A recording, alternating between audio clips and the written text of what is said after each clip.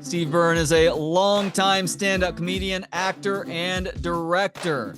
As a stand-up, you can actually check him out here in Austin this weekend. He is headlining at Creek in the Cave Friday and Saturday. That's February 9th and 10th. 2 shows each night, 7 and 9. Go to creekandcave.com for info and tickets. Steve, thank you so much for the time. How you doing today? Doing great. Thank you, Trey. Appreciate it. Thanks for having me. Yeah, it's my pleasure. So I just found out before we hit record that you were in Austin shortly after things started to open up from the pandemic a few years ago, playing at Vulcan Gas Company back then. You're going to be coming back to Creek in the Cave now. Austin, in that time, has somehow turned into one of the stand-up hotspots in the country. Then again, you also moved to what is now considered a stand-up hotspot in Nashville as well. Yeah. For somebody who has been performing stand-up for as long as you have, you've been through Austin time and time again. Does it surprise you at all to know that Austin is this sort of stand-up mecca now? Yeah, look, it is surprising. I think it's always been a market associated with music. And yeah, so I wouldn't think Austin would be on the map for comedy at all, because it's always been New York, Comedy Cellar and the other clubs, and then it's LA, Comedy Store and the other clubs, and Improv, I should say. But to know that Austin has blossomed into this scene, it literally just boils down to one name, and that's Joe Rogan. You get the biggest comedy podcast, or literally the biggest podcast in the world, and he wants to settle roots there. And then he brings, a collection of all these great comics that are willing to like roll the dice on themselves out of Los Angeles, out of the Comedy Store. I mean, half the Comedy Store left to go through Rogan, so like the employees. So it's to see that it's I think really at the end of the day, it's just an acknowledgement of like the drawing power and the significance and gravity that Joe Rogan has, not only in the podcast world, but absolutely and certainly in the comedy world. I think Dave Chappelle's trying to do that in Yellow Springs, Ohio, but I just don't think. I think that's going to be a destination where comics go and do sets, but like people have moved to Austin. That's a huge difference. And so I'm not knocking Chappelle or anything. I'm just saying that there's comics that are trying to set up these camps now, and you're seeing what Rogan has done and accomplished. It really is. I've never seen it in the comedy world at all. It's pretty wild. Is there somebody that qualifies as that person in Nashville? Because I feel like there have been people who established their roots in Nashville over the years. You're there now, obviously. I'm guessing Right. Zany's is where you go to work out a lot of material, but you're to the point where you're probably working things out on stage when you're traveling across the country as well. Was there that initiator on the Nashville side of things? Look, I mean, it's like there's Rogan, then there's like everybody else, right? And there's like five notches below, because what he's done and accomplished, I mean, he's built his own club, and that club's been massively successful. And through the influx of all the comedians coming for the opportunity and looking for the outreach that Rogan has, they're hoping to get on that podcast. They're hoping to buddy up with him. They're hoping to be on Kill Tony. They're hoping to do all these things, right? That are based out of Austin. So I think there's like Austin, then there's like everybody else, right? I think it's still New York, it's still LA, and now Austin on the map, and then it's everybody else after that. I think Nashville will never be the scene that any of those things are. I think Nashville's just a great place to raise a family. That's why I moved here, right? Nobody's like moving here for comedy. People are moving here for a better quality of life. So if I were to say, why are people here? It's like, for me, it's Nate. See, like Nate was very instrumental. And I remember going out to lunch with him in Philadelphia. We're both there years ago, both doing comedy clubs, and he's doing theaters and arenas now, and I'm still in comedy clubs. So that tells you something. But Nate was very, very cool about like telling me about Nashville and putting the seed in my head. Then pandemic hits. My wife and I never loved LA. We always liked LA, but then I was like, well, let's check out Nashville. And that's exactly what we did. And within months of pandemic hitting, we moved here and have never looked back, and love it. But it is a good scene for sure. I mean, new talent showcases. You're going to go see Nate. You'll see Theo Vaughn. You'll Dusty Slay. You'll see me. Angela Johnson just moved here. Kathy Madigan lives here. So it's a good core of comics, but I wouldn't say by any means we're all bowling on the weekends together, whereas like in Austin, like everybody's at the mothership because all those guys are a lot younger. They're single, they don't have families. So it's just a different confluence of personalities. Yeah, that makes sense. By the same token, though, I heard you on the Drinking Bros podcast back in 2019, and you were talking about moving to Nashville then. And a big part of the reason is you have two kids. What are your kids' ages now? 11 and 8. Okay, I've got a 9 and 7-year-old, so we're on a very Oh, similar timeline in terms of heck how yeah. beholden we are to these little humans. That's right. Yes. Yeah. Yeah, that's really why I did it. I mean, Los Angeles, I can't begin to describe just how it's almost like you're in another, I don't know. It's like you're not living in this country almost. There's just like parents don't hang out like they do. Like we open our doors here and the kids just go outside and play. Like in LA, it's like regimented. You got to set up a play date, and no kids really play in the neighborhood. It's weird. It's just weird. The schools are out of control, and just the traffic's horrendous. I used to when I did my movie, The Opening Act, not to bring that up, but it's just example LA. I lived in Pasadena. I had to go out to Venice to go edit this thing. And for I think about 4 or 5 months, I would I would have to travel 2 hours to get there and 2 hours to come back. And sometimes it'd be two and a half. I mean, that's 4 or 5 hours sometimes just in the car to get to an edit bay. And I after doing that for like 4 or 5 months, I wanted to kill myself. And I was like, I think that was a big reason why why I was like, I gotta get the fuck out of here. Yeah, I feel you on that too, because we had our first when we were living in Chicago, and we were in Chicago proper at the time, and it's like there's no way in hell we want to Oh raise God. kids in the city proper. And this was back in 2014, 2015. There's no Yeah. way in hell we want to raise our kids in Chicago proper. And if we move to the suburbs, it's like, what's the point of living in Chicago at that point? Because how often are you going to be making it back into the city to go along with the brutal winters as well? So you try and find some Right. place that is comparable in terms of the cool points, but is much lower on that BS, I guess. Now that you're someplace where you do feel more comfortable with your kids playing outside, what do you think the biggest challenge is with raising kids in 2024? Because there are a couple of different directions we could go here.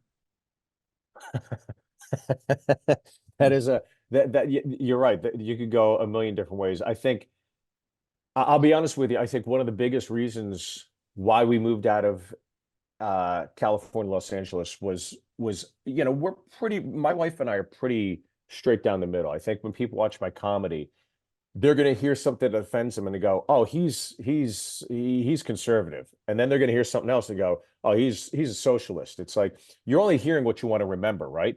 But for us, we're pretty centrist, and we sway one way on this, one way on that. Um, but boy, the identity politics in Los Angeles were driving us both crazy, and having kids in school at the time, especially with all like the hammering of sexuality and trans and all this other stuff. It's just like, look, I'm not gonna tell my kids like Michael Jackson, right? I'm not gonna tell my kids like like what Michael Jackson did and why people don't really like Michael Jackson or why he comes with like an asterisk. It's like because they're too young. Like they're too young to understand that. So it's like every time they ask for Michael Jackson, I'm like, okay, they're like, Dad, don't you like Michael? I'm like, I like Michael Jackson, but what's wrong? Well, I'll tell you when you get older, right? So I think it's like it's the same thing with that stuff. And so California, that's an example of like why we want to get out of there. It's just like I don't think our in second grade need to know this stuff. And so that was a big thing because my wife's a fifth grade teacher prior to meeting me, and she's like, I was like, when do they do like sex ed? She's like, sixth grade. I'm like, yeah, that's probably a good time to do it. So do it then. But my daughter at the time was, third grade or something like that. This is bananas. Like, I don't know. Another example of like not living in this country. It's like I want to get out of here. So that's to answer your question. I'm trying to be as politically correct, I guess, as I can, but fuck that shithole. Well, I feel like also, like, not only is that a big part of the challenge, but then you have the whole technology and dietary things to go along with too. Like, you take your kids someplace in public at a restaurant, they have the kids menu and then they have the human food menu because the kids menu always consists of quesadillas, chicken fingers, there's Yes. like a cheese or pepperoni pizza, and it's just straight up garbage that the kids Yeah. are being given options with versus forcing them to eat something off of the adult menu, if you will. That's still good food. It just doesn't cater to their most basic sensibilities with regards to what they want to eat. The public schools too, like in California. By the way, I am a comedian. This is that we've gone down a real tangent, but like the public schools, if you're sending your kids to public school, which I think my wife and I did, planning that our daughter hits junior high school, my son hits junior high school. Okay, we're gonna have to pay to get them in private school because it's like okay, and then all of a sudden the grading of the public schools dips down. It was the school system we were at was a 2 out of 10, the public school system once you get to sixth grade. So we're like, okay, we got to send her to private school. And then to send her to private school, you don't just send her to private school. It's like, oh, you got to interview, you've got to like send a letter, you got to pay for it. And these private schools are as much as a college tuition. Like when I was in college, like Kent State, it was as much as that, if not more, depending on the ones you want to go to. So you have to hope you get in through the lottery, then you hope you get passed, then you get them in. That's just the beginning. Then there's all these fundraisers that you have to do for the kids, and they're just constantly gouging these parents. They don't, and so the public school, even we went, no school buses in California. You have to drive your kids to school. So it's like you're the fifth largest economy. You brag about all this stuff, and then I moved to Nashville, and now my daughter and son are in a school system that's ranked 9 out of 10, public school system. These kids go to school with Tennessee Titans kids and country music stars kids. So I think again, that's something where you don't really think about at the time, but all these parents are living in a township and pooling their resources to make the public school as great and as efficient as possible. And I think that's what should be happening. But in LA, it's like, no, fuck it. I'm well off. We all are in the film or TV industry. So we're going to pool our money and pull it out of the public schools and send our kids to a private school and pay for it. And the public schools can go fuck themselves. I mean, that's really what it is. So another example, like I could go down the rabbit and the guys taking shits in the middle of the street. I mean, I had a bit in one of my specials about homeless guy hitting on my wife while he's taking a shit. It's like this is a crazy, crazy place. I think the fuck out of here.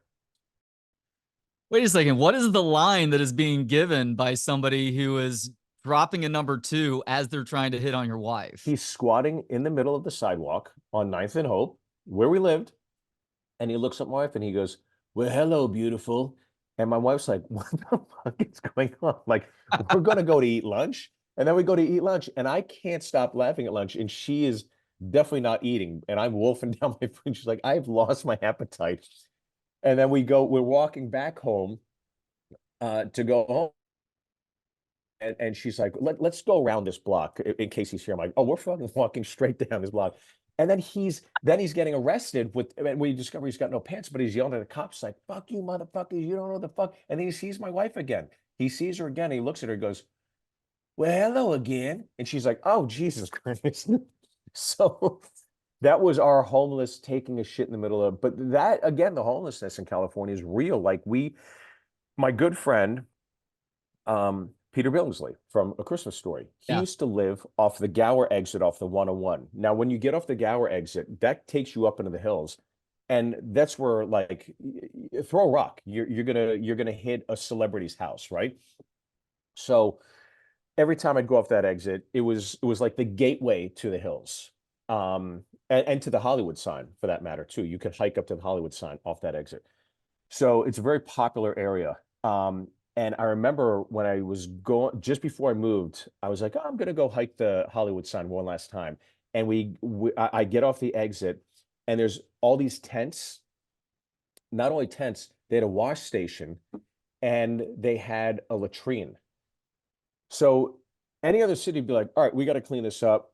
There's rich people here. The rich people don't want this eyesore. They don't want to be around it. But the city was saying, make yourself comfortable. Take a shit right there, not on the sidewalk, right on the sidewalk in this porta potty, off like Hollywood and La Cienega. There's like this six-way kind of intersection, and they have a telephone pole. And there was a guy that hacked into the light post and had literally built a shed on there. And a homeless guy, there was all these tents, but he had running electricity, and he was living in a shed that he built on the like that. That's like living in Times Square. That's by the Beverly Center. That's how fucking crazy California is. And everybody was like putting up with it. And I was like, this is not normal. I got to get the hell out of here. So moved here. And just this is the last thing I'll say. When we moved to this area, there's this in the middle of the town square of Franklin, there's a like a Confederate statue, right? Some military guy from the Confederacy.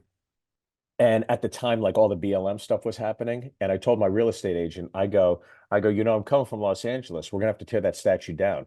She goes, you try to pull that statue down, you're gonna have 35 shotguns coming in on you at one moment.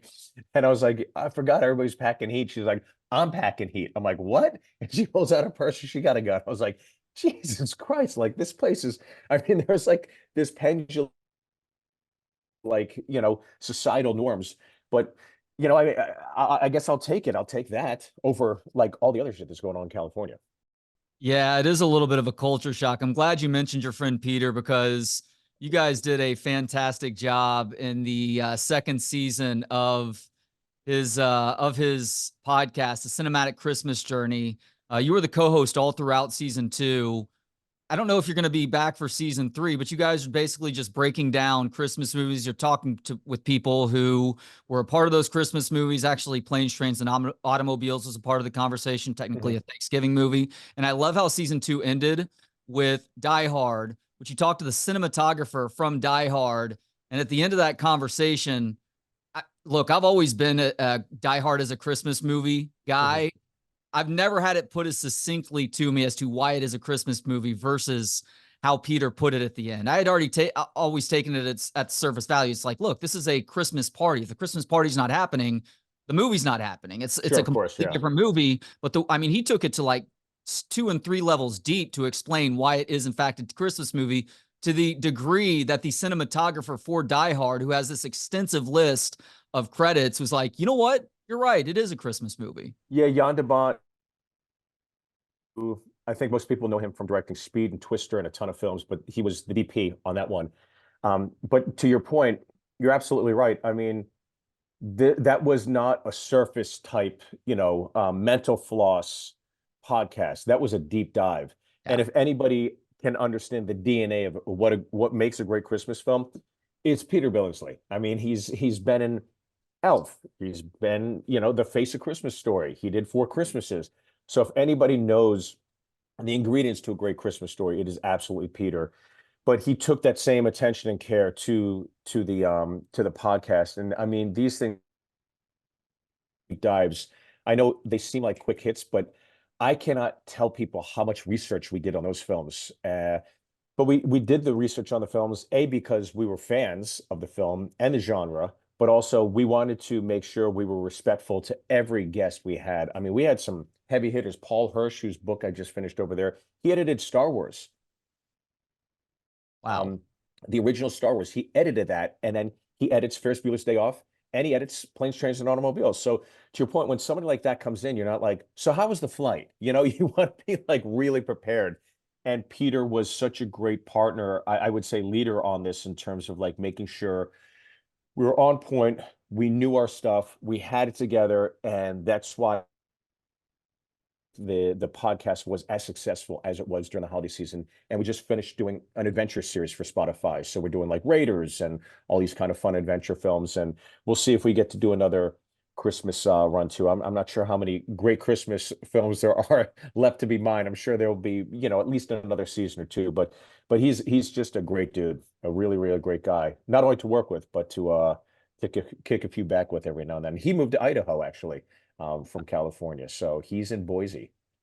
Good for him. Boise is one of those Nashville, Austin, Denver. Can't really put Yeah. Portland on that list anymore, but one of those types of places now. And Planes, Trains, and Automobiles is one of the all-time underrated comedies, holiday or not. Is there something that you learned about the making of that film from having that conversation? Oh yeah. I mean, there's so many things to glean from any one of these, But the thing I found fascinating was that Um, John Hughes, who you think, I mean, he's John Hughes. He doesn't need any help. He writes an ending. The whole, it doesn't matter how a film begins. Obviously, you need the setup to work, right? But the ending's the payoff. And people remember the ending. That's why films live in the pantheon of great films.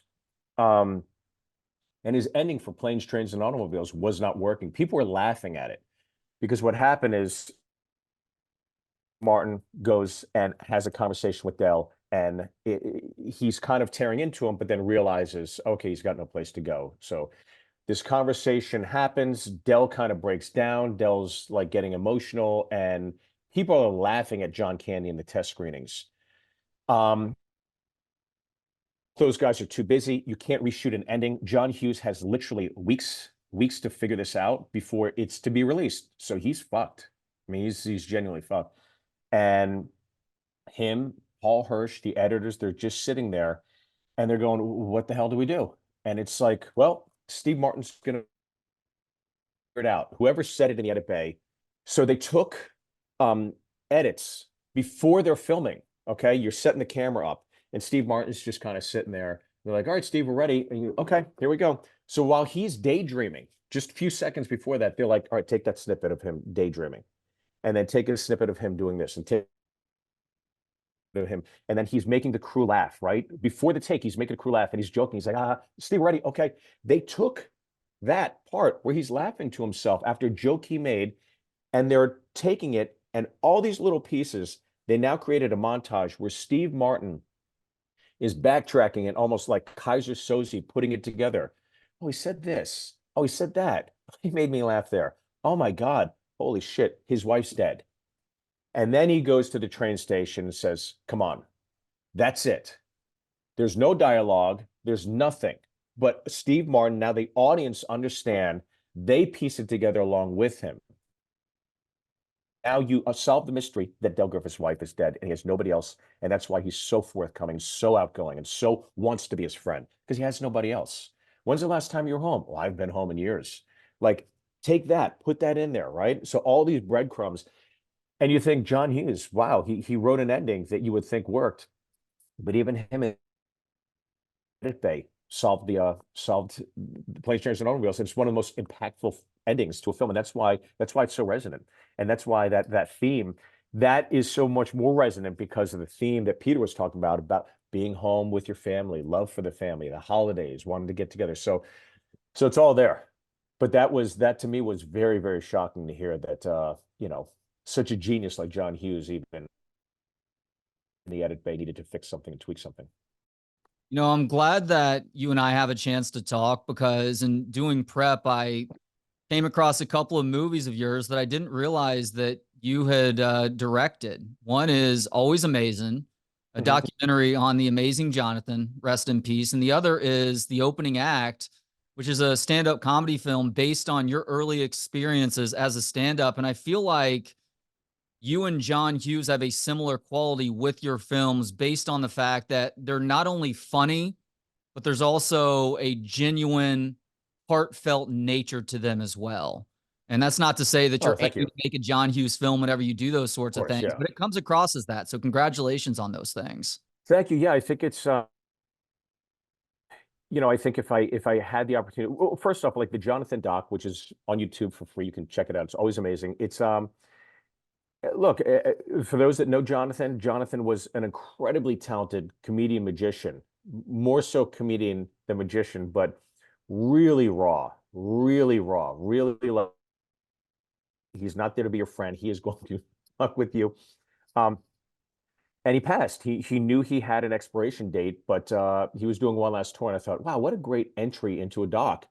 But the doc, at the end of the day, to your point, was really about a relationship between this magician and this kid he took under his wing named Joel Osborne, who wanted to be a stand-up.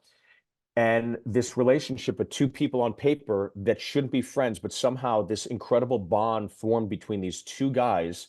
And Jonathan became a father figure for him. And Joel essentially was a caretaker for a drug addict. I mean, you got an 18-year-old kid moving from Australia to Las Vegas in charge of a guy who's like till 7 in the morning doing coke and hooking up with hookers and all this stuff. And an 18-year-old kid who doesn't drink, it's like he's babysitting him. And Jonathan says, if it wasn't for him, I'd be dead. Like it's a really crazy film. So that doc happened. We actually wrote a script based on it, and that'll be the next one I do after this next one. This next one I'm doing is about Caltech's basketball program, because I did the opening act, and I was like, if I'm going to do this, keep it grounded, make it realistic, and pay credence and homage to literally what is happening, at somebody's career. The beginning of a stand-up, it is the most difficult, arduous part of any occupation, right? You're taking lumps. So I took all those lessons a young comic learns the first time on the road and crammed it into one weekend. So Jimmy O Yang, who plays like a younger version of me, is just getting hammered and hammered and hammered. And the light at the end of the tunnel is just getting that one slight win at the end, give you enough fuel to make it to the next weekend. And then learning upon all those lessons. So that's the core of the opening act, and that you can rent. It's like $2 on iTunes or Amazon, and highly rated. And again, it comes out at a time when pandemic hits. It's like, the fortunate thing is you get to make a film. The unfortunate thing is there's a global pandemic, and the two things I make, no film premiere, no big night out, just like video on demand. That was maddening to me Yeah. to learn when it came out. When I saw 2020, I'm like, this is why I never heard about this movie. I hate that, because I am a huge fan of stand-up, and I would have immediately, but I don't even watch a ton of movies in the theater at this point. That's the sort of movie that I would have gone to see in the theater. And you're Thank you. obviously well respected in stand-up, and you need to look no further than the caliber of comics who were appearing in that film. Everybody from Bill Burr to Neil Brennan to Felipe Esparza, Cedric the Entertainer as well. Jimmy gives a phenomenal performance too. I hear comedians talk about from time to time, early in their stand-up careers, you're toiling, you're trying to figure out what works, and it's really hard because it is a thankless gig in a lot of ways. But a lot of times comics will talk about that one bigger name who gives them, maybe it's a compliment or something, or maybe just an ego boost that really helps to push them along to further fuel that desire to make it as a stand-up. Is Sure. there someone like that for you in your stand-up career? Well, that's kind of two-part. For me, it was always like the elder statesman at the Comedy Cellar. When I passed there, it was Colin Quinn, it was Greg Giraldo, Rich Ross, Keith Robinson, uh, Patrice O'Neill. Um, all those guys were like, they put you through the ringer. I mean, they genuinely put you through the ringer, and it's because of those experiences you built up this tough skin. I'll never forget. I was 23. I passed at the Comedy Cellar. Was 22 at the time. I didn't even know what the Comedy Cellar was. I had no idea. I didn't know it was like the spot. Every comic wants to get in there. You audition, you're part of the club. It's like, Jesus Christ. It hit me afterwards, right? And when it hit me, maybe like a month later, because I'm 22, and on a nightly basis, Robin Williams is coming in, Seinfeld's coming in, Ray Romano's coming in, like everybody's coming in, Chappelle, Rock, like they all come there to work on stuff. Anybody was on level, and they came there, if you're a significant comedian, to work on your stuff. If you're hosting SNL, you come to work on stuff at the Cellar. It's like, that's how much it meant to the comedy world. So it hits me, I'm like, holy shit, I'm in over my head. Like, Jesus Christ, I better perform. And right when that happens, I remember going downstairs. It's like a Monday night. There's maybe 25 people in there at like 11 o'clock at night. So I get up to do my set. I'll never forget this. The front row's empty. Okay. Patrice walks in, pulls the chairs out, and goes, come on, come on, come on, come on, come on. And one by one, Patrice sits down, Norton sits down, Voss sits down, Keith Robinson sits down. And I think it was like, one other comic. Those guys, they sit down. They're all in the front row. I am absolutely sweating bullets. I'm doing my act, not only for one, all of them, all of them. And they're all sitting there, and not one of them is laughing. And I am like cranking it up to 10. I'm full on energy. The audience is picking up like, this is uncomfortable. I am dying. I'm absolutely. So I had this closing bit that they all knew, that kind of made fun of me about Bruce Lee having sex, and I'm like, Bruce Lee playing with the nipple and all this stuff. And as I'm setting it up, perfect time, of course, Patrice looks at them snaps his finger and goes, let's go. They all slowly draw their chairs out like they're synchronized, right? And walk out single file as I'm doing my closing bit. And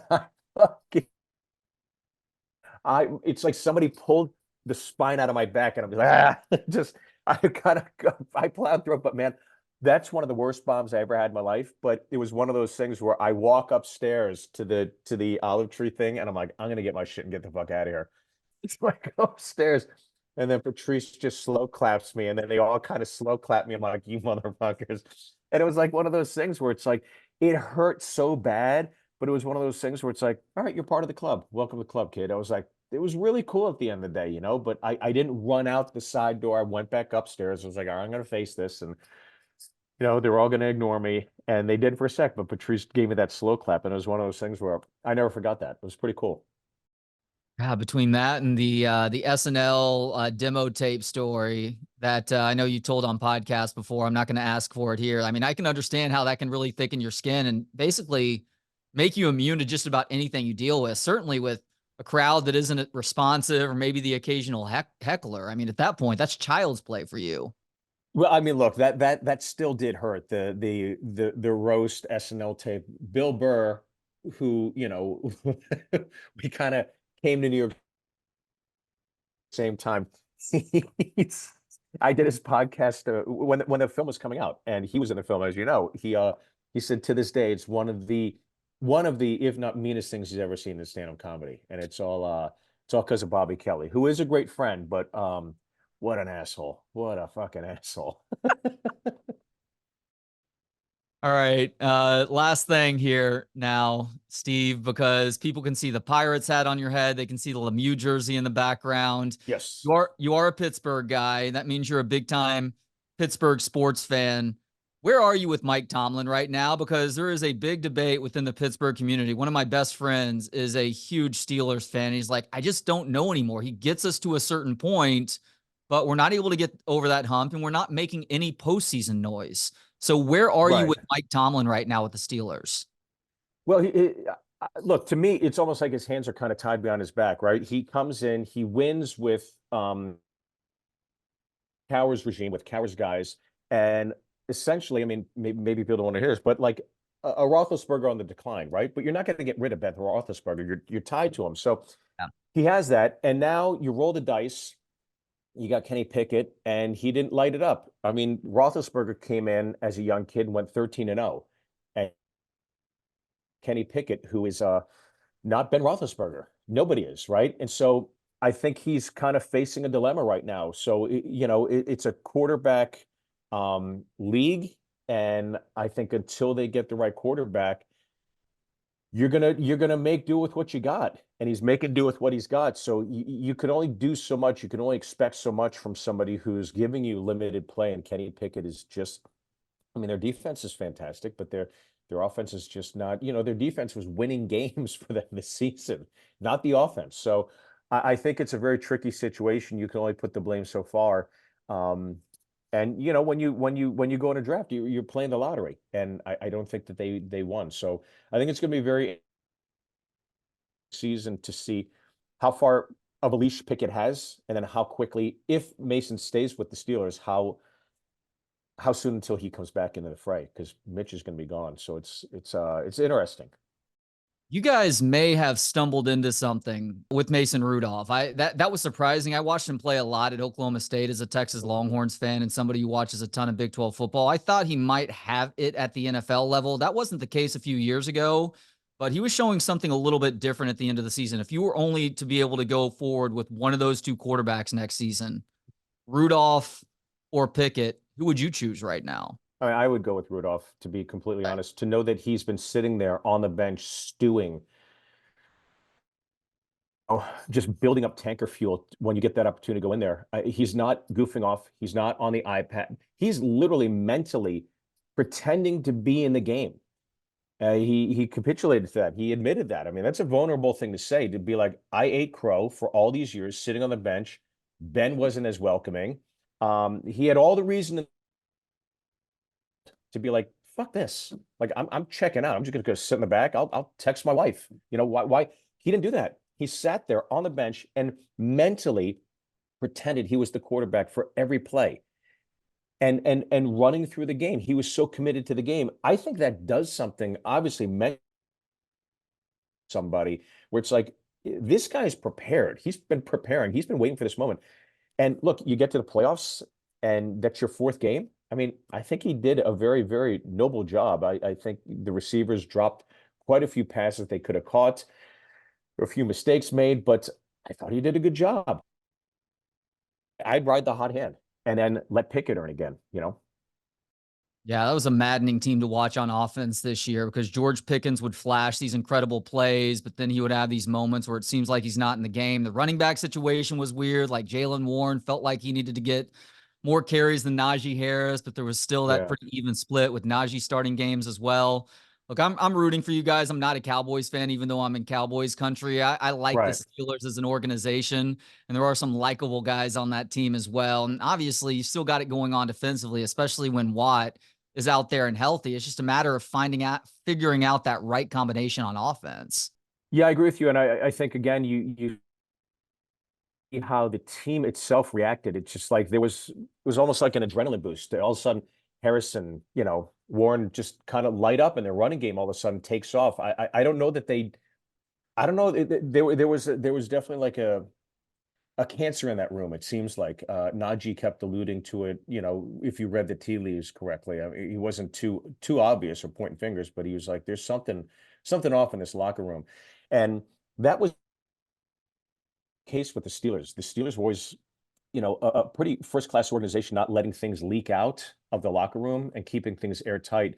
But I think Antonio Brown was the first to kind of like blow the doors off of that. And ever since that incident between him and Roethlisberger, it more of an open case scenario where guys will allude to what's happening, whereas like you never heard that before. So I think there is something in the culture that's permeated since AB into the Steelers locker room. But I don't know. I also love the fact that the Steelers have only had 3 head coaches, I mean, throughout the course of their time. And if this guy's got a winning record, I get it. It's like, but he's not winning the big games. But it's like, it's deeper than that. You got to go deeper than that. It's not just that. So I don't know. I like Tomlin. I think he's done a great job. I think it's also got to be taxing for him being with the same organization. Like sometimes a coach does need a new change of environment, but I think Pittsburgh loves him. I think he loves Pittsburgh. I think he loves being there. And I think he's still, I think all this talk that we're talking about, I think he knows it too. You don't think that this guy's competitive. He wants another ring. He doesn't want this stigma of like, I took over a Cowboys team. It's like, he wants to prove it on his own too, 100%. And I think if he wants to prove it, he's going to do it in Pittsburgh. He is comedian Steve Byrne. Don't let the soft exterior fool you. He takes a flamethrower to the place when he's on stage. And we are lucky here in Austin because he's going to be here in town at Creek in the Cave tomorrow and Saturday. That's February 9th and 10th. Shows at 7 and 9 o'clock. Go to creekandcave.com to snag tickets, find out more info. Also check Steve out on Instagram at Steve Byrne Live, and you go to his YouTube page as well. You can watch his latest specials, which are crowd work specials, the first 10 minutes of his most recent special, which is a fascinating, unique concept where he's taking the late night talk show model and incorporating that into his stand-up special and a whole lot more as well. You can also watch the Amazing Jonathan documentary there for free. Steve, real pleasure. Thank you so much for the time today. Safe travels to and from Austin this weekend. No, thank you so much for having me. I really appreciate it. It was a pleasure getting to speak with you. I'm sorry, these questions, I go a little long-winded sometimes, but if you ask, it's like, well, I might as well answer it correctly. So appreciate it, man. Thanks for having me. That's why I asked the questions. I appreciate the great answers, man. That's right. All right. Well, hopefully we'll see you this weekend. Saturday will be the hungover show because I'm sure I'll run into my good friend Tone Bell up there and tie one on. Jesus. Pray for my liver. Thanks to Gentleman Jesus for the intro and outro music. For more of his work at gentlemanjesus.com. Thanks to you for hanging out. For more of the show and to connect on social media, visit booksonpod.com. Talk to you next time. Books on Pod.